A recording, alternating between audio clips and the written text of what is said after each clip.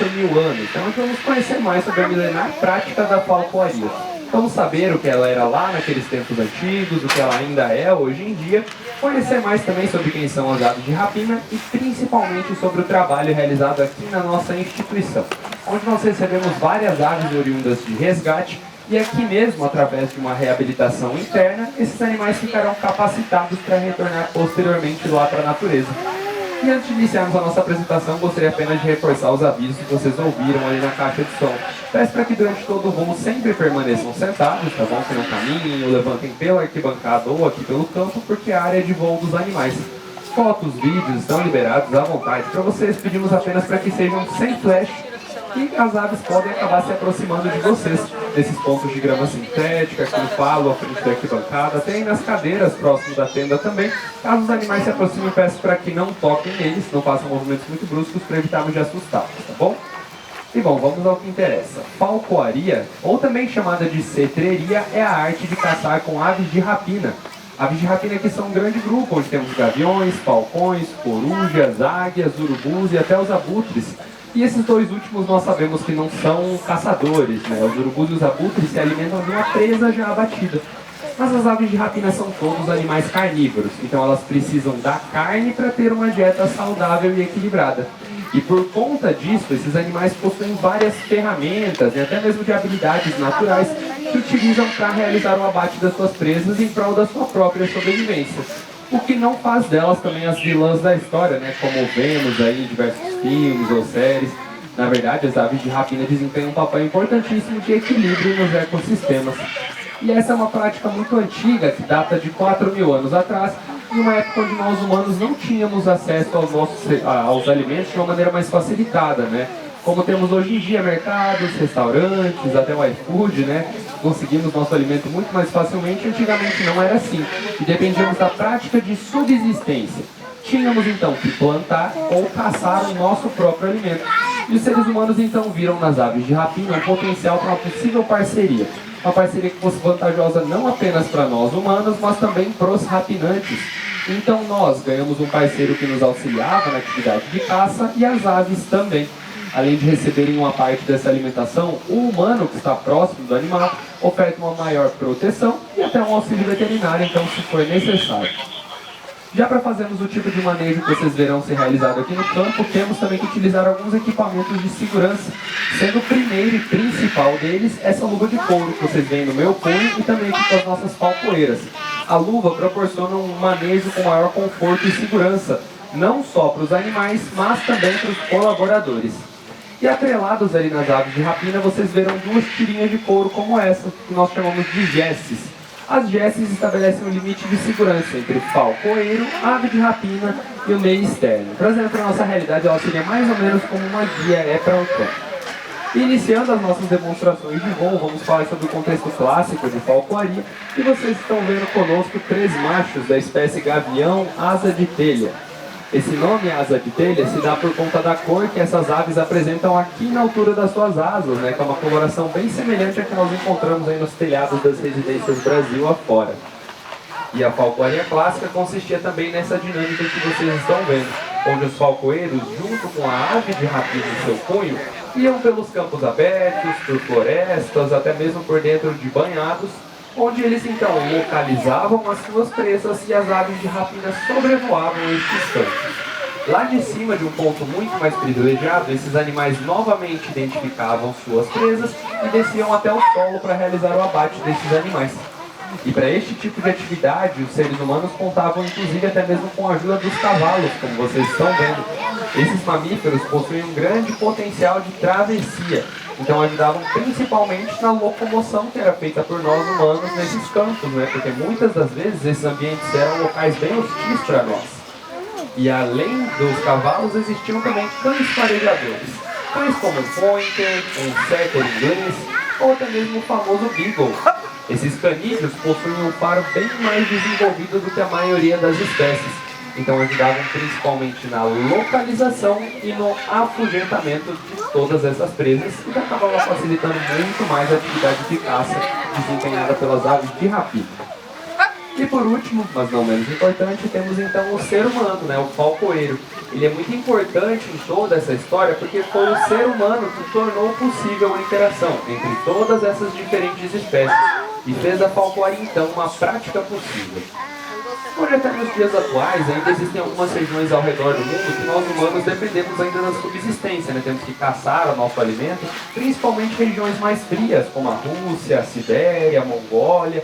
E um exemplo moderno bem famoso são os povos que vivem lá no Cazaquistão, que até os dias de hoje trabalham com as águias reais para conseguir então o seu alimento.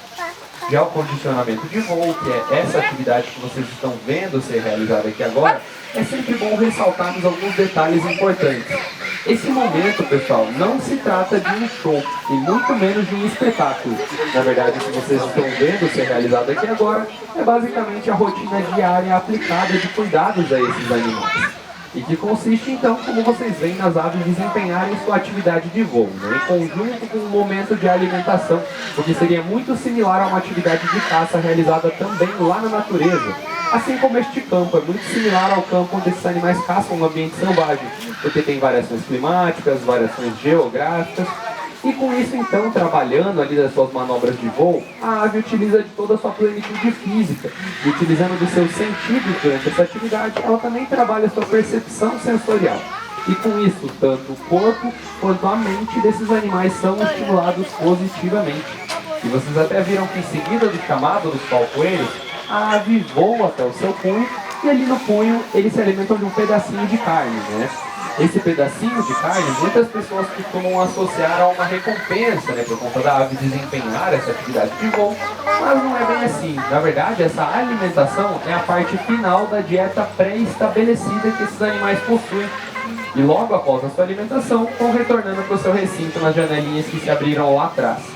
Lá no recinto, essas aves possuem também uma fonte de água disponível para realizar sua higiene pessoal, fazer suas manutenções corporais, porque após uma caça, essas aves podem sim, né, ficar sujas com sangue, até mesmo com as próprias vísceras das suas presas. Então, para evitar que em seu corpo proliferem micro-organismos nocivos para a sua saúde, elas precisam muito desse momento de higiene, vão realinhar suas penas, limpar suas garras e também o seu bico. Já agora, com os gaviões retornando para o seu recinto, vamos ver uma das aplicações modernas da falcoaria, que é a reabilitação de rapinantes, com o condicionamento entrando como uma ferramenta, né, de bem-estar para a reintrodução de aves resgatadas. Então, os animais que vocês verão a partir desse momento são aves que nunca trabalharam com o ser humano lá naquele contexto clássico de falcoaria. Mas com esse mesmo tipo de técnica, esses mesmos tipos de manejo, nós proporcionamos para esses animais também uma melhor qualidade de vida e, consequentemente, maiores níveis de bem-estar. Aves essas que são todas oriundas de resgate. E, inclusive, essa espécie que vai chegar conosco aqui agora é um animal muito conhecido ao redor de todo mundo e possui uma grande simbologia. Nesse momento eu vou até falar um pouquinho aqui mais baixo, vou pedir para vocês me acompanharem também, porque vamos falar de animais com hábitos noturnos, que é o caso das corujas. Essas que vocês estão vendo aqui são corujas da espécie Swingara. As corujas, elas são sim aves de rapina que têm hábitos noturnos, porque esses animais entendem que todas as habilidades de caça que elas possuem, lhes favorecem bem mais durante a noite. Elas não têm, por exemplo, uma grande velocidade, uma grande destreza de voo, muito menos uma visão tão aguçada como dos gaviões que vocês viram aqui anteriormente, pelo menos uma visão tão aguçada durante o dia. Vocês até vão perceber que as nossas falcouras fazem o chamado da coruja, ela voa até o punho e eles alimentam diretamente o seu bico, né, diferente dos gaviões que vimos anteriormente. Mas, em compensação, nós estamos falando agora também das aves que possuem o voo mais silencioso do mundo. Eu até os convido a fecharem os olhos quando ela for passar pertinho de vocês para tentar ouvir algum bater de asas desses animais. Eu já vou tentar entrar muito difícil, tá, pessoal? É um voo extremamente silencioso. E, na realidade, o principal motivo de eu estar falando um pouquinho mais baixo aqui com vocês é porque o principal sentido que as corujas utilizam é a audição. Esses animais conseguem ouvir qualquer mínimo barulho ou ruído que as presas delas façam. Presas rastejantes, presas que caminham, ou as presas que estejam voando próximo de onde esses animais estejam. E essa é uma ave que ao longo de todo mundo possui também uma grande simbologia, né? Sempre atrelada a mensagens de sabedoria. Até mesmo as corujas são as aves símbolos dos professores, né? Então, os professores, professoras presentes hoje conosco, se sintam muito bem representados por essas aves que são animais maravilhosos, né, pessoal? E aparecem até em diversos filmes, os fãs de Harry Potter, que eles já conhecem muito bem, né, as corujinhas. Mas justamente algumas pessoas, por vê-las como aves fofinhas, aves bonitinhas, resolveram também adquiri-las de maneira ilegal para tentar criar dentro da sua própria casa. Mas essas pessoas se frustraram muito dentro do manejo, porque ao chegarem em um local estranho, as corujas podem sim ficar agressivas tentando se defender. Só que além do manejo, essas pessoas também se frustraram muito na questão da alimentação. Porque vamos falar bem a verdade aqui, né, pessoal? Não é todo mundo que tem o estômago, muito menos a sensibilidade para todo dia ter que abater um rato, né, abater um pintinho e oferecer um bico afiado que uma ave dessa possui. Então eles acabaram doando elas para órgãos ambientais e eles que as encaminharam aqui até nós. E essa espécie que vocês viram, a coruja fundara, ao longo do Brasil é um animal associado a muitas lendas, né? Principalmente ao mau agouro. Conhecido em algumas regiões até mesmo como rasga-mortalha, os antigos acreditavam que quando uma ave dessa voava próximo de onde moravam, era um sinal de que alguém dessa casa viria a morrer, né, ou a ficar doente, o que claramente não é uma verdade, né, pessoal? Vocês não precisam se preocupar caso vejam uma corujinha dessas próximas das casas de vocês, não. Isso são somente crenças populares. E nós respeitamos, sim, as diferentes crenças, mas sempre vamos pedir respeito para esses animais. E, afinal de contas, né, elas são apenas corujas. Desempenham um papel importantíssimo de equilíbrio, ajudando até mesmo a nós humanos, porque elas, por exemplo, são predadoras naturais dos ratos. E os ratos são animais vetores de doenças para nós humanos, né? Podem, além de doenças, podem também ocasionar um prejuízo econômico muito grande para nós. Então são animais muito importantes, não só para o meio ambiente, mas para nós humanos também. E as corujas, infelizmente, não são as únicas aves que sofrem esse preconceito, né, de ser atrelada ali a uma imagem muito negativa. As próximas aves que vão chegar conosco passam pela mesma situação, por conta de terem um hábito alimentar um pouquinho diferenciado do que vimos até agora. São animais muito presentes aqui no nosso Brasil, e eu tenho certeza que todos vocês já viram em algum momento da vida. São animais que têm hábito gregário, ou seja, um comportamento social. Então eles trabalham em bandos, né? Sempre que olhamos para cima, tanto em áreas urbanas e principalmente em zonas rurais, encontramos grandes grupos de urubus sobrevoando esses locais. E esses são urubus de cabeça preta, são 3 irmãozinhos que vieram de uma cidade bem próxima aqui a Foz do Iguaçu. Essa cidade acabou tendo um rápido e um grande crescimento urbano. E isso não deu outra opção para a mamãe deles a não ser escolher o forro de uma casa para fazer o seu ninho. Mas os donos dessa casa não gostaram dessa ideia, né, de ter urubus como inquilinos morando ali com eles. Então eles decidiram pegar o ninho que estava no forro e colocar na rua. E eles não fizeram isso na maldade, tá? Eu sei que pode parecer estranho, mas na verdade eles tinham a melhor das intenções. Porque eles esperavam que quando colocassem o ninho na rua, a mãe dos urubus fosse retornar para aquele local, né, para buscar os filhotes, levá-los para algum local mais seguro, para poder cuidar deles. Só que as coisas nunca são tão simples assim. Principalmente porque quando nós humanos tocamos no ninho de alguma ave, nós perturbamos toda uma ordem natural que já havia sido imposta pela mãe deles antes, quando ela fez o ninho. Então quando ela retornou para aquele local, ela viu que o ninho não estava no mesmo estado que ela havia deixado antes, então ela acabou que nem os reconheceu mais como seus próprios filhotes. Ela prezou pela sua própria segurança, né, porque ela respeitou a lei da sobrevivência, e acabou então voando para longe, abandonando seus próprios bebês. Mas ainda bem que após toda essa situação, a polícia ambiental foi acionada lá por parte daquela vizinhança. Eles então foram até o local onde estavam os urubus, os resgataram e os trouxeram aqui até nós, onde eles vêm sendo cuidados e criados pela nossa equipe desde que eram pequenas bolinhas de penas brancas, bem bebezinhos. Infelizmente, essas aves acabam sofrendo muito preconceito por parte de nós humanos, principalmente porque desde a nossa infância é muito cultural nós associarmos os urubus a coisas negativas, né? Animais sujos, malvados, fedorentos. Os desenhos que nós vemos, eles sempre são os vilões da história, né? E isso é muito por conta deles terem um hábito carniceiro. Mas ter um hábito carniceiro não significa que eles não possam comer uma carne de boa qualidade, como essa que estava sendo ofertada aqui para eles agora. Eles apenas vão no que está disposto mais facilmente. E justamente por terem um hábito carniceiro, essas são aves extremamente higiênicas. E sempre após se alimentar, buscam então uma fonte de água também para limpar o seu corpo. Porque ficar entrando em contato com muitas carcaças de animais mortos, eles ficam mais vulneráveis a ser contaminados por micro-organismos, né? Então, sempre após a alimentação, buscam um corpo d'água para se limpar. E todo o trabalho e a importância realizada pelos urubus para a natureza dão a essas aves o famoso e respeitado título de lixeiros do meio ambiente.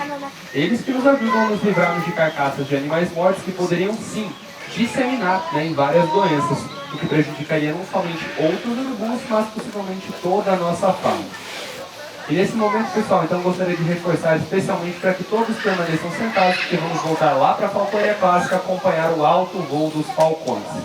Essas são aves que têm um estilo de caça bem diferente, porque têm uma preferência por se alimentar de outras aves que estejam voando. Isso reflete diretamente no seu condicionamento. Hoje vocês conhecerão o falcão saker, conhecido como falcão sagrado, uma ave muito cultuada lá pelos falcoeiros árabes, onde até mesmo Deus Horus é inspirado nesse animal. E para simularmos um desafio real de caça, utilizamos um instrumento que vocês podem ver ali ao canto com a nossa educadora Ingrid e ao centro do campo com o nosso falcoeiro Bruno. Esse instrumento é chamado de Lure Fly. O Lure Fly basicamente é um simulador de presa viva, então este objeto que possui atrelado em sua ponta simula uma outra ave que esteja em atividade de voo. E no momento então em que o falcão identifica ali no lure sua presa, ele inicia sua atividade de caça. E caçar nunca é uma atividade fácil, né, pessoal? Imagine então caçar uma outra ave que voa, um animal que utiliza de várias manobras tentando fugir do seu predador. Por isso, então, os falcões têm um hábito bem mais perseguidor de caça. Utilizam vários ataques, várias investidas e até mesmo de emboscadas na tentativa de abater a sua presa.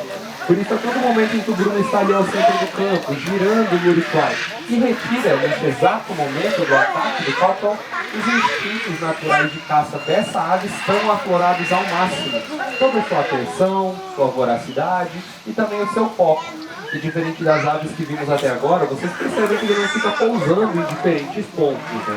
Ele sempre se mantém num voo constante e perseguidor, até finalmente então realizar aí o abate da sua presa. E vocês vão perceber um detalhe interessante, na aerodinâmica desses animais, os favorece a atingir mais de 300 km por hora no momento da sua caça, utilizando de manobras muito bruscas e altíssimas velocidades também, enquanto buscam as suas presas. E mesmo após ele abater a presa, vejam como ele olha bem ao seu redor antes de se alimentar. O falcão sabe que podem existir animais oportunistas em volta que vão querer roubar a presa dele ou abater o próprio falcão, né? E essa é a importância do ser humano próximo à ave de rapina.